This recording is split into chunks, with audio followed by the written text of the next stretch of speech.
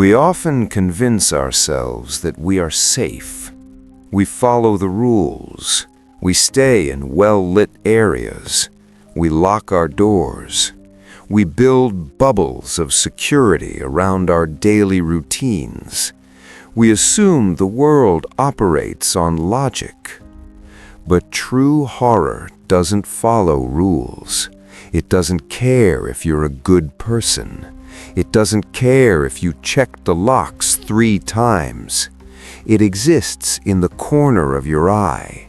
It waits for that one moment when your guard is down, or when you simply happen to be in the wrong place. The most disturbing realization isn't that there are monsters out there. It's that they look just like us, until they decide to show you what they really are.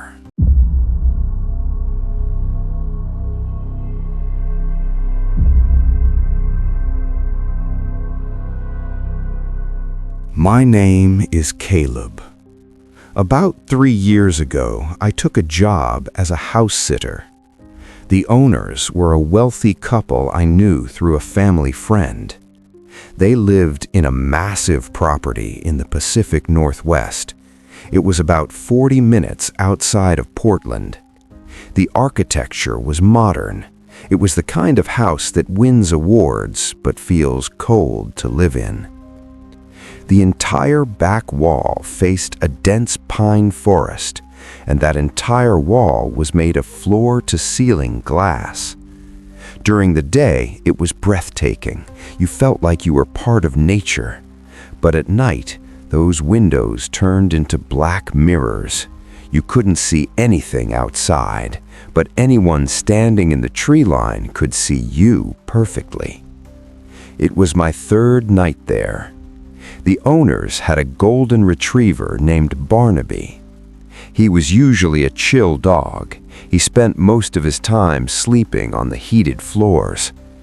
It was a Tuesday around 11:30 p.m. A heavy storm had rolled in. The rain was hammering against the glass. It distorted everything outside. I was in the living room watching a movie. All the lights were off. The only light came from the TV screen. Barnaby was asleep on the rug near the glass wall. Suddenly, he woke up. He didn't just lift his head, he scrambled to his feet. He was staring intently into the darkness of the backyard. I paused the movie. "What is it, boy?" I whispered. He started to growl. It was a low, guttural sound. His hackles were raised. I looked at the window. All I could see was my own reflection.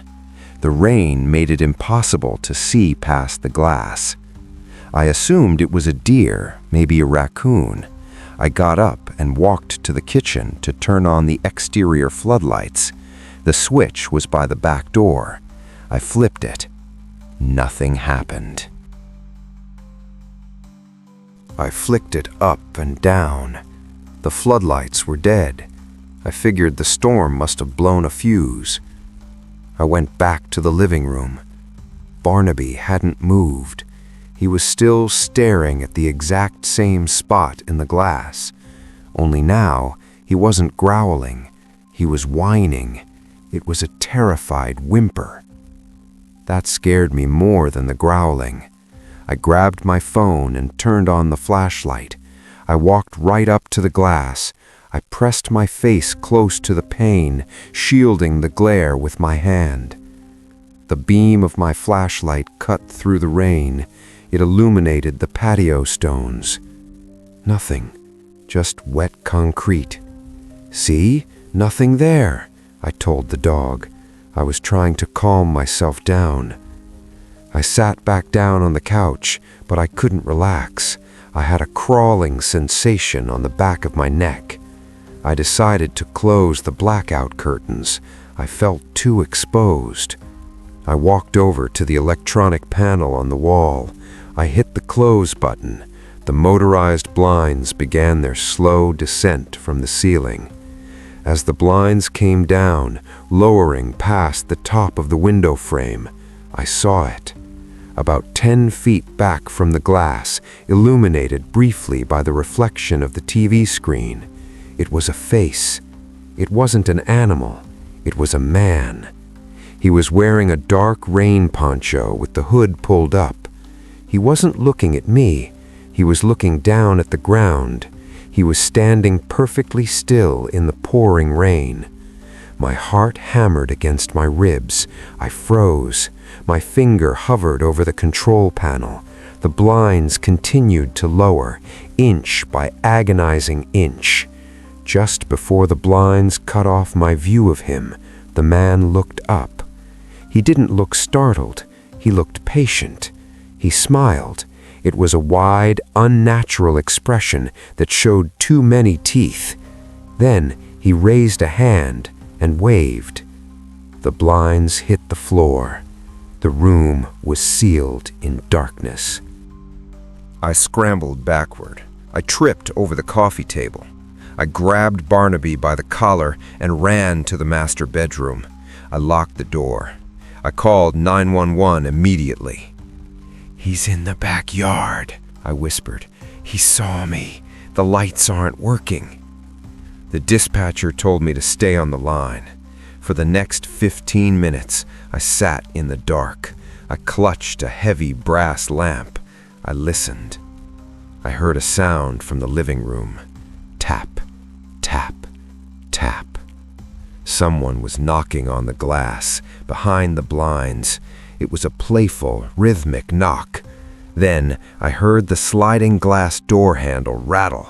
I knew I had locked it, but the sound of the metal straining made me nauseous. The sirens finally cut through the storm. The police swept the perimeter.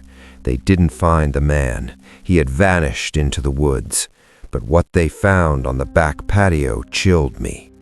The exterior floodlights hadn't blown a fuse. The bulbs had been unscrewed. They found them neatly lined up on the patio table. And on the glass door, right where I had pressed my face with my flashlight, there was a smudge of grease. It was on the outside. The police checked the footprints in the mud. The man hadn't just arrived when the dog started barking. The mud was packed down in a circle near the window.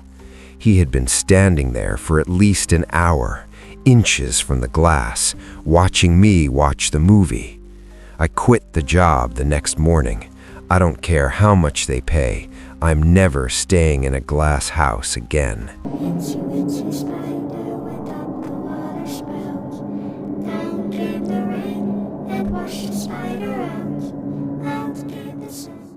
My name is Sophie.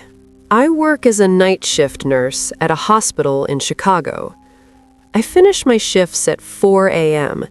It is a terrible time to be commuting. I usually take the train, but after a string of muggings near my station, I decided to start driving. It was mid-January. It was absolutely freezing.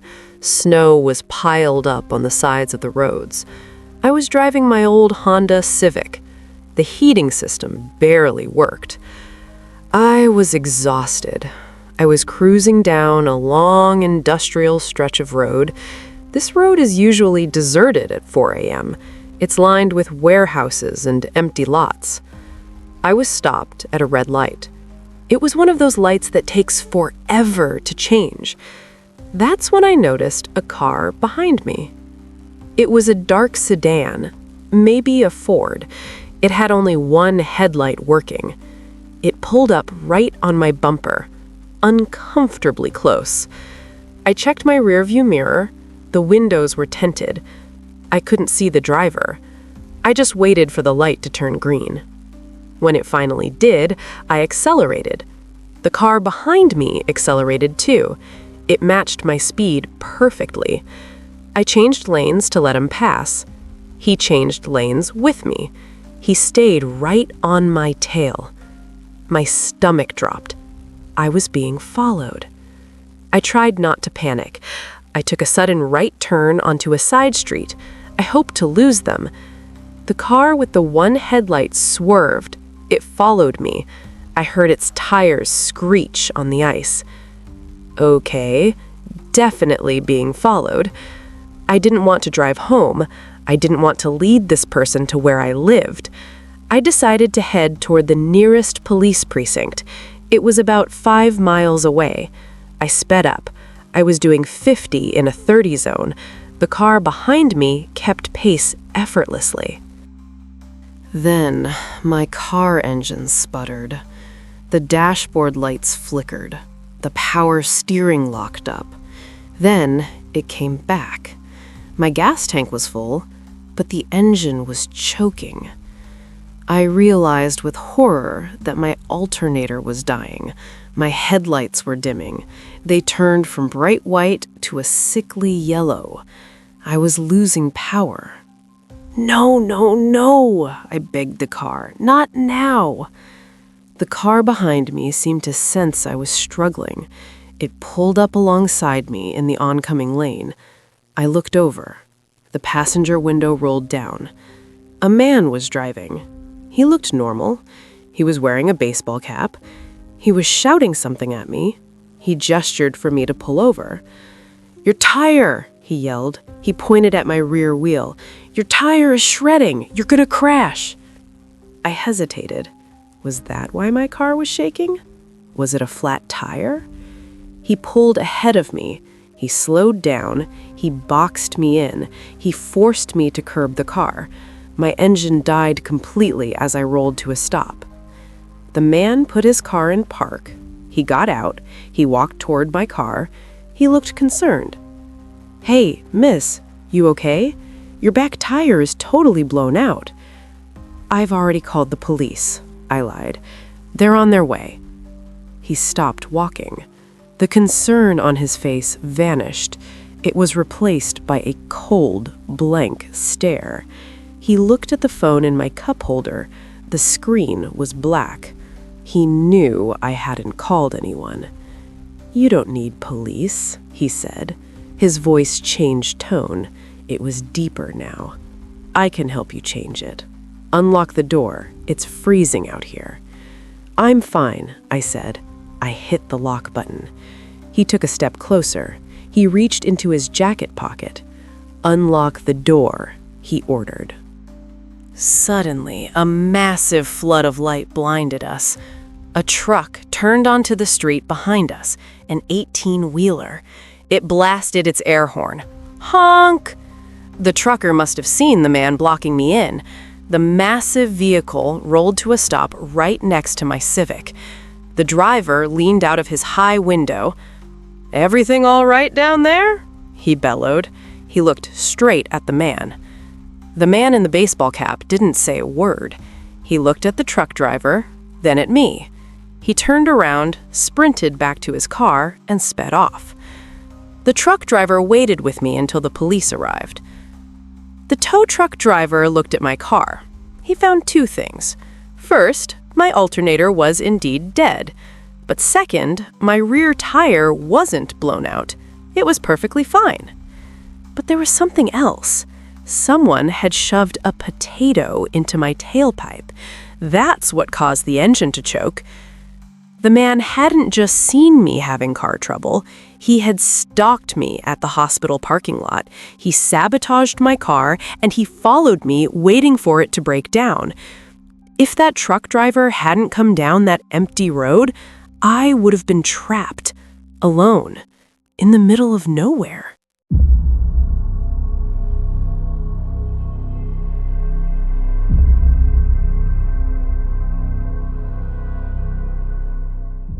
I've never told this story to anyone. It makes me sound paranoid, but I know what I heard. My name is Jordan. I live in a studio apartment in downtown Seattle. It's an old building. It has thick brick walls and weird layouts. My unit is on the 4th floor. Because of the high ceilings, I built a loft bed to save space. So my bed is elevated about 6 feet off the ground. It is accessed by a ladder. My desk and computer setup are underneath it. Last month, I was working late on a freelance project. It was around 2 a.m. I was sitting at my desk, directly under my bed. The only light came from my dual monitors. I had my headphones on. I was listening to a true crime podcast. I was deep in the zone. Suddenly, my Bluetooth headphones disconnected. The audio cut out. It was replaced by the silence of the room. A second later, the podcast started playing out loud from my computer speakers. I scrambled to mute it. I was annoyed. I opened my Bluetooth settings to reconnect. That's when I saw it. In the list of available devices, under Other Devices, there was a device named Looking at You. It had full signal strength. I froze. Bluetooth range is short, maybe 30 feet max. For the signal to be that strong, the device had to be close. I figured it was one of my neighbors messing around. The walls are thick, but the signal could bleed through. I laughed it off nervously. I reconnected my headphones. I went back to work. About 20 minutes later, I got an AirDrop request on my Mac. iPhone would like to share a photo with you. The preview of the image was tiny, but I could see it was a dark, grainy photo. I declined it immediately. 10 seconds later, another request. Same sender name, Looking at You. This time, curiosity got the better of me. I accepted the transfer. The photo opened on my large monitor. My blood ran cold. It was a photo of the back of my head. It was taken from above, from behind me. I spun around in my chair. I ripped my headphones off. "Who's there?" I screamed. The room was empty. The door was deadbolted. The windows were closed. I looked at the photo again. The angle was high up. It was looking down at me, sitting at my desk. It was taken from my loft bed.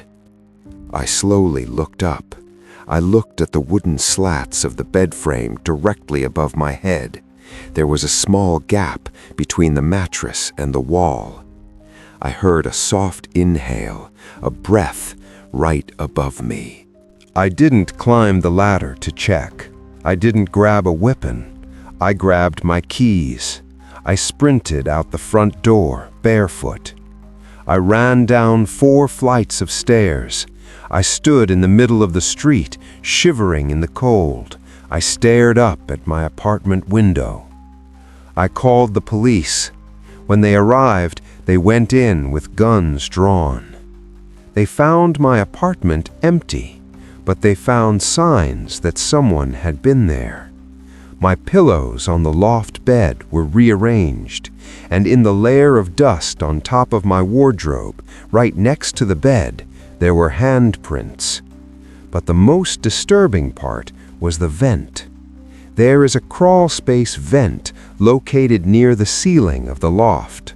The screws had been removed from the inside.